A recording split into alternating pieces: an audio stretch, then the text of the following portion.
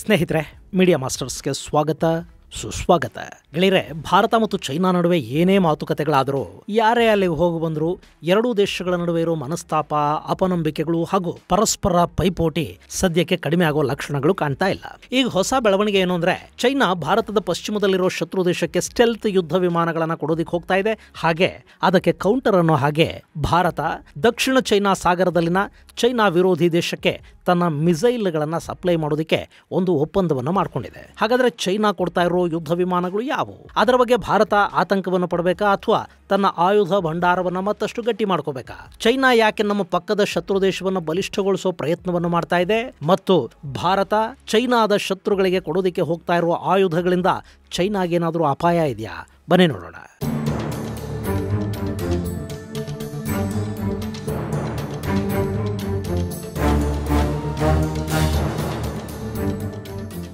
ಗೆಳೆಯರೆ, ಮೊನ್ನೆ ಅಷ್ಟೇ ಬಾಂಗ್ಲಾದೇಶ ಚೈನಾದಿಂದ JF-10 ಯುದ್ಧ ವಿಮಾನಗಳ ಖರೀದಿ ಒಪ್ಪಂದವನ್ನು ಮಾಡಿಕೊಂಡಿರೋ ಸುದ್ದಿಗಳು ಬಂದು, ಹಾಗೆ ಟರ್ಕಿಯಿಂದ ಅವರು ಡ್ರೋನುಗಳನ್ನು ತರಿಸಿ ಭಾರತದ ಗಡಿಯಲ್ಲಿ ಹಾರಿಸೋ ಮೂಲಕ ಭಾರತಕ್ಕೆ ನಮ್ಮ ಬಳಿ ಡ್ರೋನ್ ಇದೆ ಅಂತ ತೋರಿಸೋ ಪ್ರಯತ್ನವನ್ನು ಮಾಡಿದ್ರು. ಆದರೆ ಬಾಂಗ್ಲಾದೇಶ ಖರೀದಿ ಮಾಡ್ತಾ ಇರೋ JF-10 ಅನ್ನೋದು ಚೈನಾದ ತುಂಬಾನೇ ಹಳೆಯ ಮಾಡೆಲ್ ಯುದ್ಧ ವಿಮಾನ. ಹೀಗಾಗಿ ಅದರ ಬಗ್ಗೆ ಹೆಚ್ಚು ತಲೆ ಕೆಡಿಸ್ಕೋಬೇಕಾದ ಅಗತ್ಯ ಇಲ್ಲ ಅಂತ ಭಾರತೀಯ ವಾಯುಪಡೆಯ ಅಧಿಕಾರಿಗಳ ಹೇಳಿ ಆಗಿದೆ.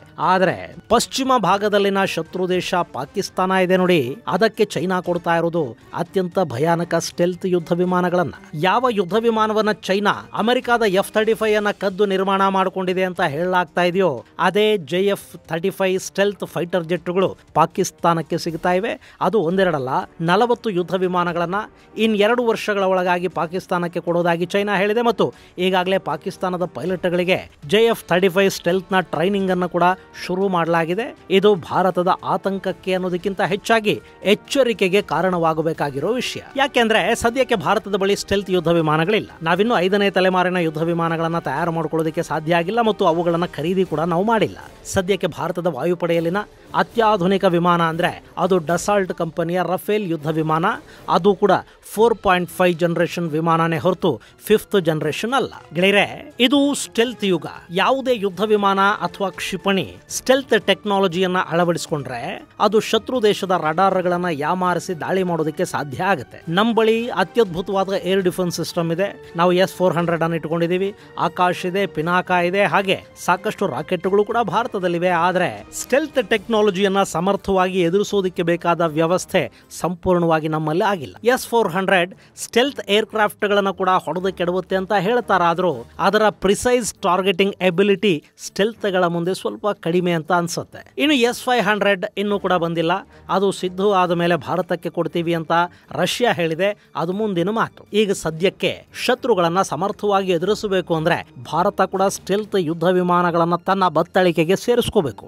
ಇತ್ತೀಚೆಗೆ ಭಾರತದಲ್ಲಿ ಏನಾಗ್ತಾ ಇದೆ ಅಂದ್ರೆ, ನಾವು ಸ್ವದೇಶಿ ಯುದ್ಧ ವಿಮಾನಗಳನ್ನ ತಯಾರು ಮಾಡ್ಕೊಳ್ಳೋ ಭರದಲ್ಲಿ ವಿದೇಶಿ ಯುದ್ಧ ವಿಮಾನಗಳ ಖರೀದಿಯನ್ನ ನಿಲ್ಲಿಸಿದೀವಿ. ರಫೇಲ್ ನಂತರ ಯಾವ ಯುದ್ಧ ವಿಮಾನವನ್ನು ಭಾರತ ಖರೀದಿ ಮಾಡಿಲ್ಲ.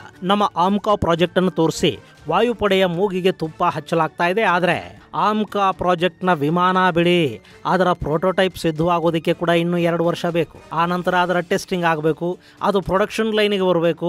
ಆ ಯುದ್ಧ ವಿಮಾನ ಸಿದ್ಧವಾಗೋದಕ್ಕೆ ಏನಿಲ್ಲ ಅಂದ್ರೂ ಇನ್ನೊಂದು 10-12 ವರ್ಷ ಬೇಕಾಗತ್ತೆ. ಅಲ್ಲಿವರೆಗೆ ಭಾರತದ ವಾಯುಪಡೆ ಏನು ಮಾಡಬೇಕು? ಇನ್ನು ನಾವು 5ನೇ ತಲೆಮಾರಿನ ಯುದ್ಧ ವಿಮಾನಗಳನ್ನ ನಮ್ಮ ಸೇನೆಗೆ ಸೇರ್ಪಡೆ ಮಾಡಿಕೊಳ್ಳೋ ಹೊತ್ತಿಗೆ ಚೈನಾ ಹಾಗೂ ಜಗತ್ತಿನ ಇನ್ನಿತರ ದೇಶಗಳು 6ನೇ ಅಥವಾ 7ನೇ ತಲೆಮಾರಲ್ಲಿರುತ್ತವೆ. ಅವತ್ತಿಗೆ ಇನ್ವಿಸಿಬಲ್ ಅಥವಾ ಅಟ್ಮಾಸ್ಫಿಯರ್ ಹೋಗಿ ಅಲ್ಲಿಂದ ಶತ್ರುಗಳ ಮೇಲೆ ದಾಳಿ ಮಾಡಬಲ್ಲ ಯುದ್ಧ ವಿಮಾನಗಳು ಕೂಡ ಬಂದು ಬಿಡುವ ಸಾಧ್ಯತೆ ಇರುತ್ತೆ. ಹೀಗಾಗಿ ನಾವು ನಮ್ಮ ಸ್ವದೇಶಿ ಯುದ್ಧ ವಿಮಾನ ತಯಾರಿಕೆಯ ವೇಗವನ್ನ ಇನ್ನಷ್ಟು ಹೆಚ್ಚು ಮಾಡ್ಕೋಬೇಕು. ಜೊತೆಗೆ ಶತ್ರುಗಳ ಆಯುಧ ಭಂಡಾರದ ಶಕ್ತಿಯನ್ನ ಗಮನಿಸಿ ನಾವು ಕೂಡ ಅಂಥ ಆಯುಧಗಳನ್ನ ಖರೀದಿ ಮಾಡಬೇಕಾಗತ್ತೆ.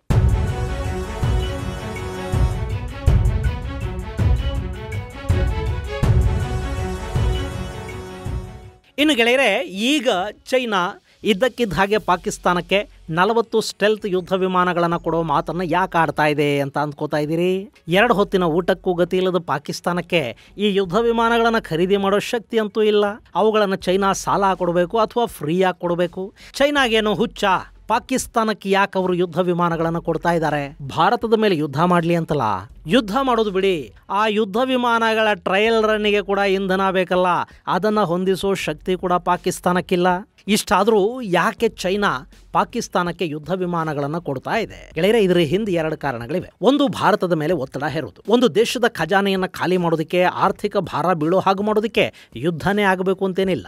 ಶತ್ರು ಸೈನ್ಯ ಬಲಿಷ್ಠಗೊಳ್ತಾ ಇದೆ ಅನ್ನೋ ಆತಂಕ ಒಂದು ಸೃಷ್ಟಿಯಾದರೂ ಸಾಕು. ಈಗ ಪಾಕಿಸ್ತಾನದ ಬಳಿ JF-35 ಬಂತು, ಬಾಂಗ್ಲಾದ ಬಳಿ ಇನ್ಯಾವುದೋ ಆಯುಧ ಬಂತು, ಚೈನಾ ಸ್ಟೆಲ್ತ್ ಯುದ್ಧ ವಿಮಾನಗಳನ್ನು ತಯಾರು ಮಾಡಿ ಅವುಗಳನ್ನು ಭಾರತದ ಗಡಿಯ ಸಮೀಪ ನಿಯೋಜನೆ ಮಾಡ್ತಾ ಇದೆ ಅಂದ್ರೂ ಕೂಡ ನಾವೇನು ಮಾಡ್ತೀವಿ?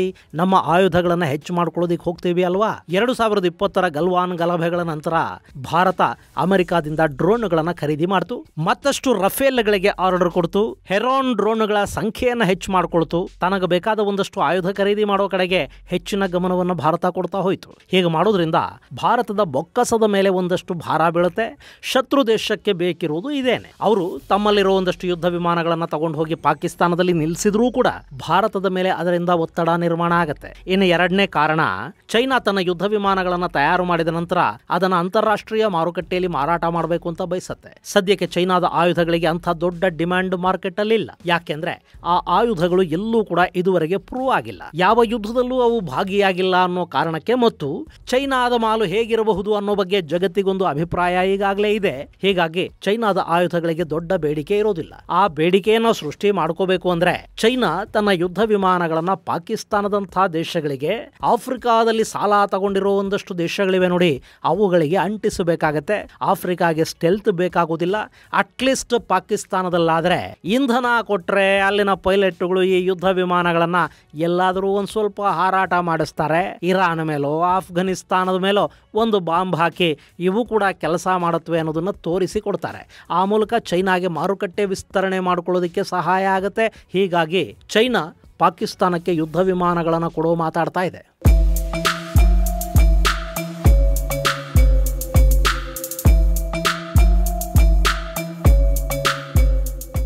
ಇನ್ನು ಈಗ ಭಾರತ ಏನ್ ಮಾಡುತ್ತೆ? ಅಮೆರಿಕ ಈ ಹಿಂದಿನಿಂದಲೂ ಭಾರತಕ್ಕೆ F-35 ಯುದ್ಧ ವಿಮಾನಗಳನ್ನು ಆಫರ್ ಮಾಡ್ತಲೇ ಇದೆ. ಅವುಗಳನ್ನು ಭಾರತ ಖರೀದಿ ಮಾಡಬಹುದು. ಹೇಗೂ ಟ್ರಂಪ್ ಆಡಳಿತ ಶುರು ಆಗ್ತಾ ಇರೋದ್ರಿಂದ ಅಮೆರಿಕ ಕೂಡ ನಮ್ಮ ವಸ್ತುಗಳನ್ನ ಭಾರತ ಹೆಚ್ಚು ಖರೀದಿ ಮಾಡಲಿ ಅಂತ ಬಯಸೋದ್ರಿಂದ F-35 ಖರೀದಿ ಭಾರತಕ್ಕೆ ಕಷ್ಟ ಏನಾಗೋದಿಲ್ಲ. ಅದು ಬೇಡ ಅಂದ್ರೆ ರಷ್ಯಾದ Su-57 ಇದೆ, ಅವರು ಕೂಡ ಭಾರತಕ್ಕೆ ಈ ಯುದ್ಧ ವಿಮಾನಗಳನ್ನ ಈ ಹಿಂದೆನೆ ಆಫರ್ ಮಾಡಿದ್ದಾರೆ. ಮೊನ್ನೆ ಕೂಡ ಕಡಿಮೆ ರೇಟಿಗೆ ಡಿಸ್ಕೌಂಟ್ ಪ್ರೈಸ್ ಅಲ್ಲಿ ಕೊಡ್ತೀವಿ ಅಂತ ಹೇಳಿದ್ದಾರೆ. ಅವುಗಳನ್ನಾದರೂ ಭಾರತ ಖರೀದಿ ಮಾಡಬಹುದು. ಅಥವಾ ಇಬ್ಬರಿಗೂ ಸಮಾಧಾನ ಆಗುವ ಹಾಗೆ ರಷ್ಯಾ ಮತ್ತು ಅಮೆರಿಕ ಎರಡೂ ದೇಶಗಳ ಯುದ್ಧ ವಿಮಾನಗಳನ್ನು ಭಾರತ ಖರೀದಿ ಮಾಡಬಹುದು. ಒಟ್ಟಾರೆ ಇಲ್ಲಿ ಚೈನಾ ಭಾರತದ ಮೇಲೆ 5th ಜನರೇಷನ್ ಯುದ್ಧ ವಿಮಾನಗಳನ್ನು ಖರೀದಿ ಮಾಡಲೇಬೇಕಾದ ಒತ್ತಡವನ್ನ ಕ್ರಿಯೇಟ್ ಮಾಡ್ತಾ ಇದೆ. ಇನ್ನು ಭಾರತ ಏನು ಸುಮ್ಮನೆ ಕೂತ್ಕೊಂಡಿಲ್ಲ. ಚೈನಾ ಪಾಕಿಸ್ತಾನಕ್ಕೆ ಆಯುಧಗಳನ್ನು ಕೊಡುತ್ತೆ ಅನ್ನೋದಾದ್ರೆ ನಾವು ದಕ್ಷಿಣ ಚೈನಾ ಸಮುದ್ರದಲ್ಲಿ ಚೈನಾದಿಂದ ಆತಂಕವನ್ನು ಎದುರಿಸ್ತಾ ಇರೋ ದೇಶಗಳಿಗೆ, ಅಂದ್ರೆ ಚೈನಾದ ಶತ್ರು ದೇಶಗಳಿಗೆ ಆಯುಧ ಸರಬರಾಜು ಮಾಡ್ತೀವಿ ಅಂತ ಭಾರತ ಹೊರಟಿದೆ. ಇತ್ತೀಚೆಗೆ ಫಿಲಿಪೀನ್ಸ್ಗೆ ಬ್ರಹ್ಮೋಸ್ ಮಿಸೈಲ್ಗಳನ್ನು ಕೊಟ್ಟಿರೋ ಭಾರತ ಈಗ ಅದೇ ಬ್ರಹ್ಮೋಸ್ ಮಿಸೈಲ್ಗಳ ಜೊತೆಗೆ ಅಸ್ತ್ರ ಮಿಸೈಲ್ಗಳನ್ನು ಕೂಡ ವಿಯೆಟ್ನಾಂಗೆ ಕೊಡೋದಕ್ಕೆ ಹೋಗ್ತಾ ಇದೆ. ಗೆಳೆಯರೆ, ಈ ಫಿಲಿಪೀನ್ಸ್, ವಿಯೆಟ್ನಾಂ ಇವೆಲ್ಲ ದಕ್ಷಿಣ ಚೈನಾ ಸಮುದ್ರದಲ್ಲಿ ಚೈನಾದಿಂದ ಆತಂಕವನ್ನು ಎದುರಿಸ್ತಾ ಇರೋ ದೇಶಗಳು. ಚೈನಾದ ವ್ಯಾಪಾರಿ ಹಡಗುಗಳು ಹಿಂದೂ ಮಹಾಸಾಗರದ ಮೂಲಕ ಚೈನಾನ ತಲುಪಬೇಕು ಅಂದ್ರೆ ಫಿಲಿಪೀನ್ಸ್ ಹಾಗೂ ವಿಯೆಟ್ನಾಂಗಳ ನಡುವಿನ ಈ ಸಮುದ್ರ ಮಾರ್ಗದಲ್ಲೇ ಸಾಗಬೇಕು. ಈ ಭಾಗದಲ್ಲಿ ಚೈನಾ ಜೊತೆ ಎರಡೂ ದೇಶಗಳಿಗೆ ಸಮುದ್ರ ಗಡಿಯ ವಿಷಯಕ್ಕೆ ವಿವಾದಗಳಿವೆ. ಇನ್ನು ವಿಯೆಟ್ನಾಂ ಈಗ ಅಮೆರಿಕದ ಕೂಟದಲ್ಲಿದೆ. ಭಾರತದ ಜೊತೆ ಅತ್ಯುತ್ತಮ ಸಂಬಂಧಗಳನ್ನು ಇಟ್ಟುಕೊಂಡಿದೆ. ಎರಡೂ ದೇಶಗಳ ನಡುವೆ ಮ್ಯೂಚುವಲ್ ಲಾಜಿಸ್ಟಿಕ್ ಅಗ್ರಿಮೆಂಟ್ ಕೂಡ ಇದೆ. ಅಂದ್ರೆ ವಿಯೆಟ್ನಾಂನ ನೌಕೆಗಳು ಭಾರತದ ಪೋರ್ಟ್ಗಳಿಗೆ, ನೌಕಾನೆಲೆಗಳಿಗೆ ಬಂದು ಲಂಗರ್ ಹಾಕಿ ಮೇಂಟೆನೆನ್ಸು, ಇಂಧನ ತುಂಬಿಕೊಂಡು ಹೋಗಬಹುದು. ಹಾಗೆ ಭಾರತ ಕೂಡ ಅಗತ್ಯ ಬಿದ್ರೆ ವಿಯೆಟ್ನಾಂನ ಬಂದರುಗಳನ್ನ, ಏರ್ ಬೇಸ್ಗಳನ್ನ ಬಳಕೆ ಮಾಡ್ಕೋಬಹುದು. ಹಾಗೆ ಅಲ್ಲಿನ ಸೇನೆಗೆ ಭಾರತ ತರಬೇತಿ ಕೊಡ್ತಾ ಇದೆ. ಅವರಿಗೆ ಬೇಕಾಗಿದ್ದ ಒಂದಷ್ಟು ಸ್ಪೀಡ್ ಗಾರ್ಡ್ ಬೋಟ್ಸ್ ಅನ್ನ ಭಾರತ ಲೈನ್ ಆಫ್ ಕ್ರೆಡಿಟ್ ಮೇಲೆ ಕೊಟ್ಟಿದೆ. ಈಗ ವಿಯೆಟ್ನಾಂ ಭಾರತದ ಬ್ರಹ್ಮೋಸ್ ಮಿಸೈಲ್ಗಳನ್ನ ಖರೀದಿ ಮಾಡ್ತಾ ಇದೆ. ಅದರ ಜೊತೆಗೆ ಅಸ್ತ್ರ ಮಿಸೈಲ್ಗಳನ್ನು ಕೂಡ ಭಾರತ ವಿಯೆಟ್ನಾಂಗೆ ಕೊಡೋ ಬಗ್ಗೆ ಯೋಚಿಸ್ತಾ ಇದೆ.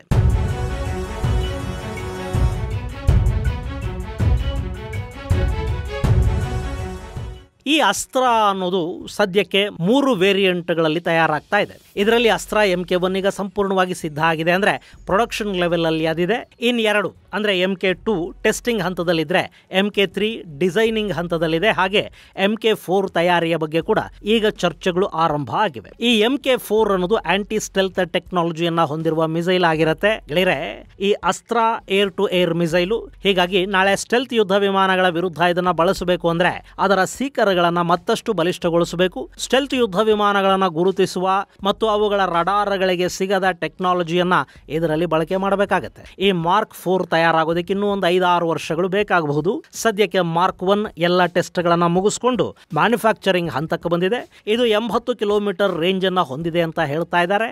ಹಾಗೆ ಮಾರ್ಕ್ 2 ಮತ್ತು ಮಾರ್ಕ್ 3 ವೇರಿಯಂಟ್ಗಳು 160 ಮತ್ತು 350 ಕಿಲೋಮೀಟರ್ ರೇಂಜ್ ಅನ್ನು ಹೊಂದಿರುತ್ತವೆ. ಈ ಮಾರ್ಕ್ 3 ಇದೆಯಲ್ಲ, ಇದರ ಪ್ರೊಡಕ್ಷನ್ ಶುರು ಆಗೋ ಹೊತ್ತಿಗೆ ಮಾರ್ಕ್ 4 ಟೆಸ್ಟಿಂಗ್ ಅನ್ನ ಮುಗಿಸಿರುತ್ತೆ. ಈಗ ಈ ಅಸ್ತ್ರ MK1 air to air missile ಅನ್ನ ಭಾರತ ಚೈನಾದ ಶತ್ರು ದೇಶ ವಿಯೆಟ್ನಾಂಗೆ ಕೊಡ್ತಾ ಇದೆ. ಹಾಗಂತ ಇದರಿಂದ ಚೈನಾ ಹೆದರುತ್ತೆ, ಗಾಬರಿ ಆಗಿಬಿಡುತ್ತೆ, ಥರ ನಡಗತ್ತೆ, ಅಥವಾ ಚೈನಾದ ಮೇಲೆ ಏನೋ ಒತ್ತಡ ಬಿದ್ದು ಬಿಡುತ್ತೆ ಅಂತಲ್ಲ. ಇದು ಭಾರತಕ್ಕೊಂದಷ್ಟು ವ್ಯಾಪಾರವನ್ನು ಒದಗಿಸಿಕೊಡುತ್ತೆ. ಚೈನಾದ ಅಕ್ಕಪಕ್ಕ ಇರೋ ದೇಶಗಳಿಗೆ ಡೆಟರೆನ್ಸ್ ಅನ್ನ ಕೊಡುತ್ತೆ. ಹಾಗೆ ಈ ಸಮುದ್ರ ಮಾರ್ಗದಲ್ಲಿ ಸಂಚರಿಸುವ ಚೈನಾದ ಹಡಗುಗಳನ್ನ ಅಗತ್ಯವಿದ್ರೆ ನಾವು ತಡೆದು ನಿಲ್ಲಿಸ್ತೀವಿ ಅನ್ನೋ ಧೈರ್ಯವನ್ನ ಆ ದೇಶಗಳಿಗೆ ಕೊಡುತ್ತೆ. ಆ ಕೆಲಸವನ್ನು ಇಲ್ಲಿ ಭಾರತ ಮಾಡ್ತಾ ಇದೆ. ಆದ್ರೆ ಚೈನಾನ ಎದುರಿಸೋದಕ್ಕೆ ಇಷ್ಟು ಸಾಕಾಗೋದಿಲ್ಲ. ಭಾರತ ತನ್ನ ಆಯುಧ ತಯಾರಿಕಾ ವಲಯಕ್ಕೆ ಮತ್ತಷ್ಟು ವೇಗವನ್ನು ಕೊಡಬೇಕಿದೆ. ಸಂಶೋಧನೆಗಳು ಇನ್ನೂ ಹೆಚ್ಚಿನ ಪ್ರಮಾಣದಲ್ಲಾಗಬೇಕು. ಅದಕ್ಕಾಗಿ ಭಾರತ ತನ್ನ ರಕ್ಷಣಾ ಬಜೆಟ್ ಅಲ್ಲದೆ ಮತ್ತೊಂದು ವಿಶೇಷ ಬಜೆಟ್ ಅನ್ನ ತೆಗೆದಿಡಬೇಕಾಗತ್ತೆ. ಜೊತೆಗೆ ಅಗತ್ಯವಾಗಿ ಬೇಕಿರೋ ಆಯುಧಗಳ ಖರೀದಿಯ ಬಗ್ಗೆ ಕೂಡ ಭಾರತ ಯೋಚಿಸಬೇಕಾದ ಅಗತ್ಯ ಇದೆ. ಇದು ಗೆಳೆಯರೆ, ಚೈನಾ ಪಾಕಿಸ್ತಾನಕ್ಕೆ ಸ್ಟೆಲ್ತ್ ಯುದ್ಧ ವಿಮಾನಗಳನ್ನು ಕೊಡ್ತಾ ಇರುವುದು ಮತ್ತು ಭಾರತ ಚೈನಾದ ವಿರುದ್ಧ ವಿಯೆಟ್ನಾಂ ಹಾಗೂ ಫಿಲಿಪೈನ್ಸ್ ಗಳನ್ನ ಬಲಿಷ್ಠಗೊಳಿಸೋದಿಕ್ಕೆ ಮಿಸೈಲ್ಗಳನ್ನ ಕೊಡೋದಿಕ್ಕೆ ಹೋಗ್ತಾ ಇರೋದರ ಕುರಿತಾದ ಒಂದಷ್ಟು ಮಾಹಿತಿ. ಮುಂದಿನ ಸಂಚಿಕೆಯಲ್ಲಿ ಮತ್ತಷ್ಟು ವಿಶೇಷಗಳ ಜೊತೆ ಮತ್ತೆ ಭೇಟಿಯಾಗೋಣ. ಅಲ್ಲಿವರೆಗೆ ಜೈ ಹಿಂದ್, ಜೈ ಕರ್ನಾಟಕ.